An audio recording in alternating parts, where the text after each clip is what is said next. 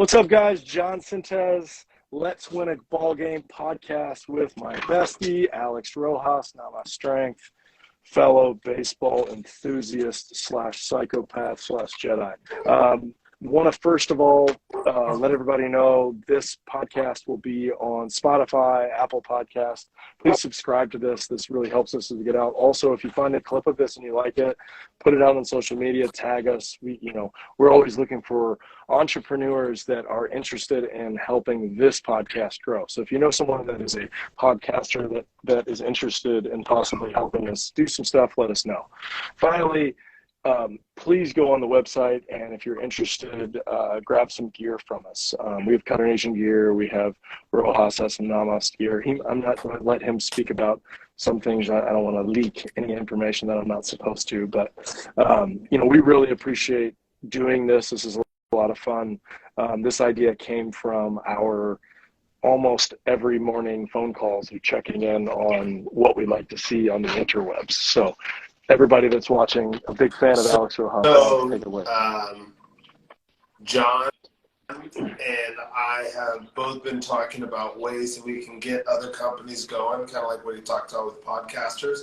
Recently, if you guys go to my Instagram page, I have a 10% discount code for Lefty Swag Bats. If you're not familiar with Lefty Swag Bats, they're just a simple hand-eye coordination tool with an overload-underload concept. It's got to be bigger than a wiffle ball bat. I'm not entirely sure. I get mine on Friday, right? I get my set of 3, and they're going to go right into our high school class. They say 100 swing break-in. I'm going to get that thing broken in 1 hour. I'll have it in the hands of just so many guys that are just going to be hacking away. So with that being said, if you guys go to my Instagram and check out that 10% off code, use that. I'm going to make a video about it. We're going to see how hard you can hit with these things. We're going to put these things to the limits. Outside of that, I've been doing a lot of research on plyo balls. If you know a good plyo ball company, all right, hit me up. And I have some conversations that I'd like to have with you guys about plyo balls. Anyways, for hitting, not throwing. I can't hear you. Yeah. Can you hear me now? Just kidding. I have a company. Is it right or silverback? Okay. No. Just because, these have been good. They've lasted almost 2 years pretty consistently, but you need more. And these were good, but I think we need to go to another company. The main thing that's the issue with these silverback balls is that, honestly, guys get them confused because the 11 and the 9 ounce look exactly alike. The color is it's like they were just clicking on the color wheel and they were just like white, light gray, dark gray, black. Can't hate on it, it's cheap, but I want to get right into it. If you guys go check out my story, I posted some stuff about Barry Bonds and how great Barry Bonds was, as well as I didn't post any of the other stuff. That'll be a post in a couple of days. I got to write that and think about that one. Barry Bonds was such a monster. And one of the things that I talked to John about with Joey Votto, not that they're the same player because they're not, but Joey Votto is really, really good. And he is also a savant when it comes to baseball hitting. One of the things that he talked about was trying to hit more home runs, but less fly ball outs, and how much of a controversy or a contradiction that is. Because ideally, if you're trying to hit the ball over the fence, you're going to hit the ball in the air, right? Unless you understand that I have to think about it as like a gamble, like understand when you're going to double down and understand when you're just going to, fold your cards here. And like, this isn't the bet that I want to go hard on, right? And that's the idea of hitting at a high level, is understanding when do I go yard here and when do I just need to square a ball up? When do I need to get on top of the baseball? When do I need to try to get under it? Like the other day, I was talking to a high school kid about what you talk about with guys hitting the cutter, like a right-handed hitter, and how they almost like step down the line and they just hit it just fair of the foul line on the right field line. And like, that's a part of hitting. Like, don't be this robot that tries to take this perfect swing every time. Like, be an athlete, adjust, move your body. Because, and this was the other, because I want you to start after I say this next Joey Votto piece. He said in a recent interview, I don't know if this was last year or 2 years ago, but he said, these guys that are coming up now are so much more athletic, and that allows them to spin the ball so much faster that it's harder to hit now from a competitive standpoint than it has been in a long time. Do you agree with that? Do you agree with that? I agree. Yeah, well, it's okay. So there's a couple things going on. Number one, we haven't been measuring spin rate for very long, so it's hard to even tell. I know there's so many hitters that talk about Nolan Ryan's ride or Steven Strasburg's ride or Chapman's ride, and really what we're saying is high spin rate with that. So it's been told to me before that lower spin rate is a heavier ball.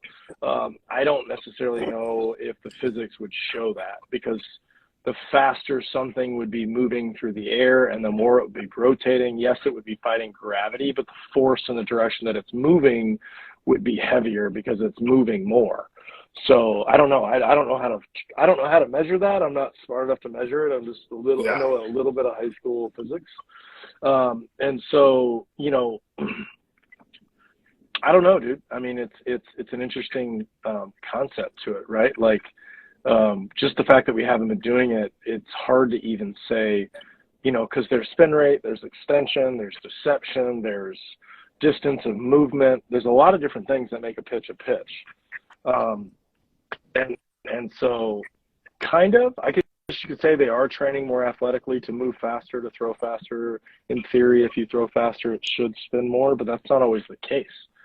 So I think that the element of surprise is also an underdeveloped factor too, because if you think one thing's happening and another thing happens, then that delayed decision process is almost as valuable as a high spin rate or a faster pitch. So do you think that focusing on being an athlete is important to throw hard, but not necessarily important to spin the ball a lot?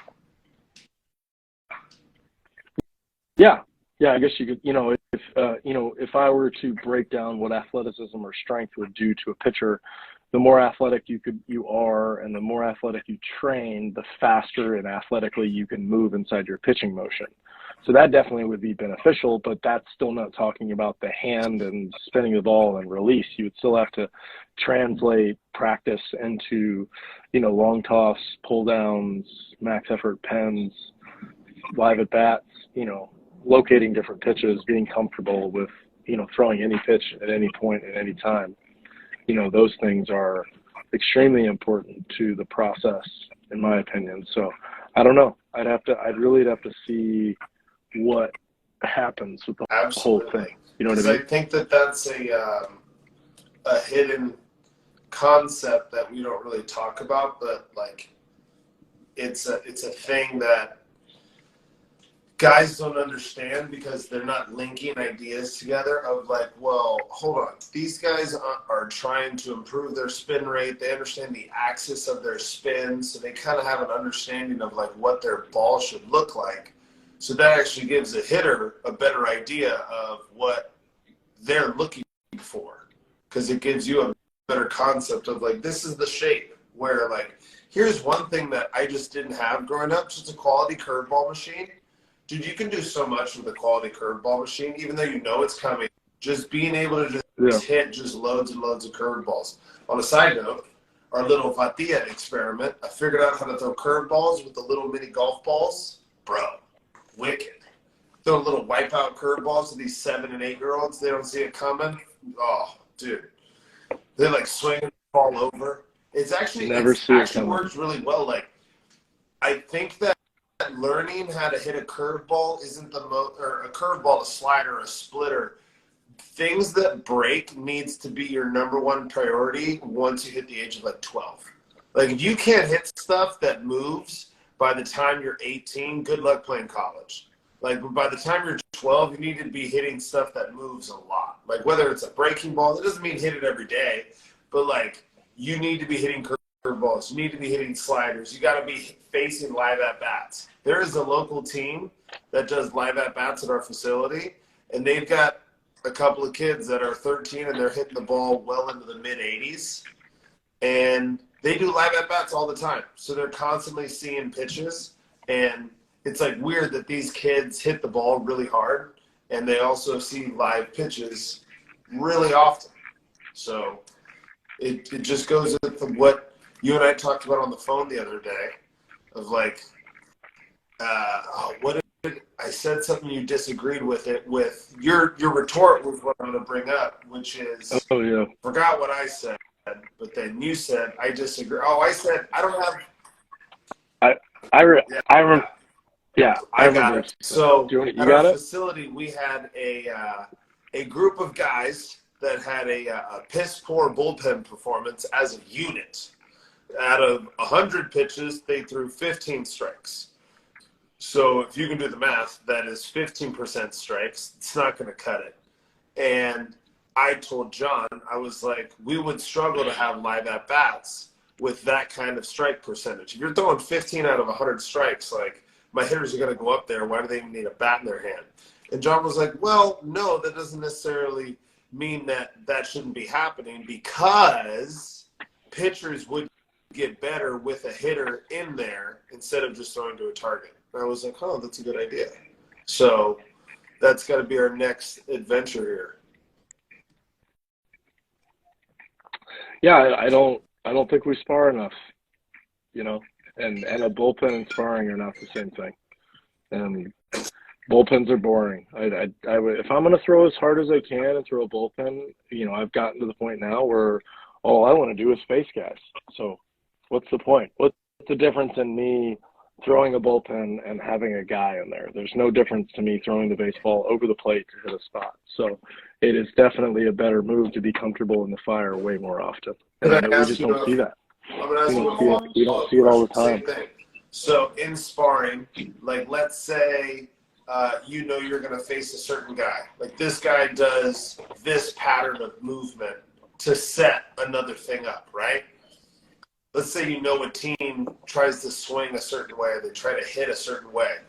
Let's say you're doing the live at-bats. Would you say you should throw to hitters that are on your team in a way that you would throw to hitters that are on another team, like a scouting report, like a scouting team? You know what I mean?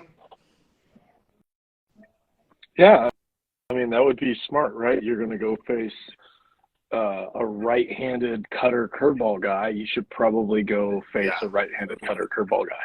You know, and I know right now, I've heard the Padres doing this, and I've seen this, and, you know, now they're having the, you know, the engine lift with the crank so they can move it to the height and the spot of where the ball is going to come out from the guy, so they can see, the batters can see where that ball comes from to that particular spot, right?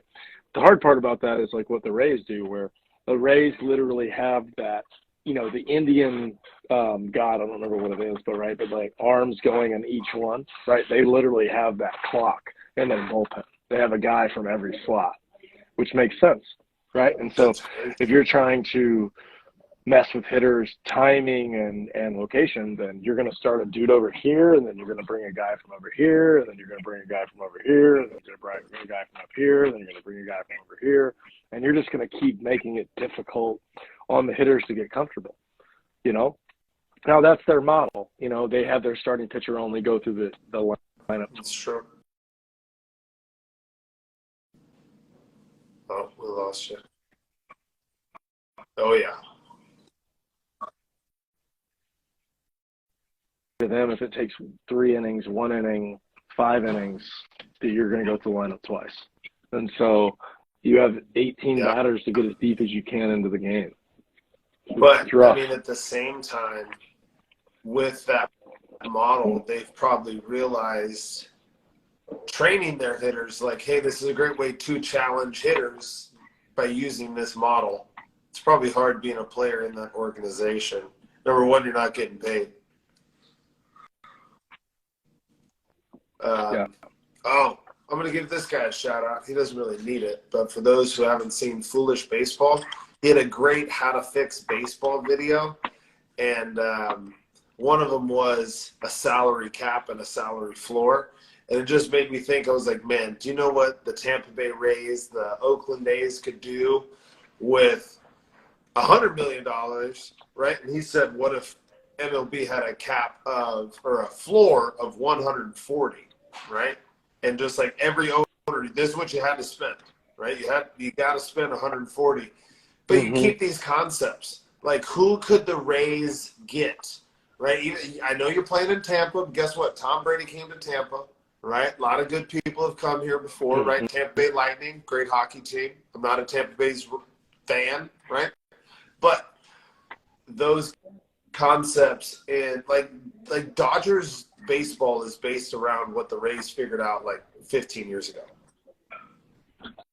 You know what I mean? Yeah, so it's not like they're running a different playbook. It's just they got more money so they can pull it off in a better facet. So it looks more impressive on paper to where it's like, wow, the Dodgers are great. It's like they're running the same playbook. They just have better players. Totally agree. But that's also why, the same thing, like, they're not executing at the end because, like, it still comes down to the NCAA basketball. Like, whoever's hot. Like, nobody, like, you just have to qualify for the race. You don't have to win the race, And then it's interesting, too, because they run so many different sets of bullpen guys that they can't decide on who's supposed to do what, and, and then their players are what they are. So it's like, That's the missing equation to, I think, a lot of, because we're here to talk about baseball development and winning baseball games. Like, one of the things that I've talked about two guys with, going back to talking about hitting and stuff like that, is understanding, like, you play this team sport, but, like, sometimes, like, I've been running perfect game rules, right? I've been running bases loaded, 1 out to just start games, right? And it's like, hey, we're going to play until somebody, either walks it off or you can't score. It's just 1-inning baseball. And after you start to play this, guys start to arrange a lineup because they understand how things might go. And, like, the teams that have structure, they tend to win versus the teams that are, like, kind of wishy-washy. They kind of put somewhere wherever, because I'll play these games for, 40 minutes. It's just kind of like what you said, like, you can try to think like, oh, this guy hits the ball the hardest, but it just kind of goes back down to, like, sometimes a guy gets hot and it's like, this guy shouldn't be this good, but guess what? He's just having a day. He's having a day. Okay? Guy's just having a day. Can't really do a lot about it. The other day I was watching these kids hit and I was feeding them out of the machine and we were playing just a bases loaded situation. And this kid that I just didn't expect absolutely cranked a bases clearing triple to, like, put the game within, like, 1 run. And I was like, this guy has no business doing that. Like, absolutely no business doing that. And he almost tied the game up. I think they ended up losing. But then another game, great Kobe Bryant quote that's got me all fired up recently. Your practices should be more competitive than your games, so that competing is second nature when you get to the game because it's so relaxed, and I like that. There's that emphasis. Good. Don't you remember when he fought? Should tweet that. Do you remember when he fought Pau Gasol in practice? Remember that? It's just Yeah. I just watched the Redeem team the other night. It got me all fired up too. Yeah, bro. We were equally fired up. This team come back, like, from a 5-0 deficit with 2 outs, and they scored 6 runs. And I was like, that's some of the best I've ever seen you guys ever, like, do this. And a big part of it was, like, a couple guys got hot, and then it just kind of sparked it because you get the right guy up. Because every team, you try to, like, here's a little inside baseball from the coach's perspective. When you make teams, you do try to stack teams with, like, 1 or 2 guys because you're like, this team over here is loaded. Like, I got to make sure this is even. Those guys only get to hit one time. The other two guys got a hit, right? So Right. you can't put it all. It's like Barry Bonds. He hits 4 home runs and he gets walked 13 times in a World Series, right? Like, yeah, he does damage, but he only gets a ninth of the at-bats for his team. The other guy's got to get hot. You know what I mean? The other guy's got to get hot. Yeah, exactly. Couldn't agree more. It's definitely, you see it, tennis is kind of like that, where you got these top tennis players in the world. And, McEnroe talks about, when he went on his run, it was just like, I feel the same way. I mean, one of my best seasons, I went 48 innings, didn't give up a run. Like I was very, I wasn't quite aware of it until I think like inning like 35 or 40, somewhere around there. And I remember being like, because I just like didn't focus on the stats, but I knew my ERA was 0 because no one scored. So I was just like, okay, well, having a good, don't really need to look at the stats because I'm just racking up saves, So before we get out of here, I just want to close with, you guys need to check out Mr. Jonathan Sintez over here. Throw to Erickson, the JUCO Bandit. Everyone talks about the JUCO Bandit. He's probably the most famous, next to Trevor Bauer, YouTube baseball person. I can probably say that comfortably. Go watch him throw, man, because I want you guys to watch the spin rate and like think about how you would try to hit that. And don't forget, use my Lefty Swag Bats discount code. After that, yeah, shout out Lefty Swag Bats. We just met those guys too, so we'll probably have a coupon code too. That'd be great. All right, dude. Thanks, man. It was great. I'm glad we knocked it out. So we'll do this again. Thanks, guys. Like, subscribe, follow, DM us if you have any questions.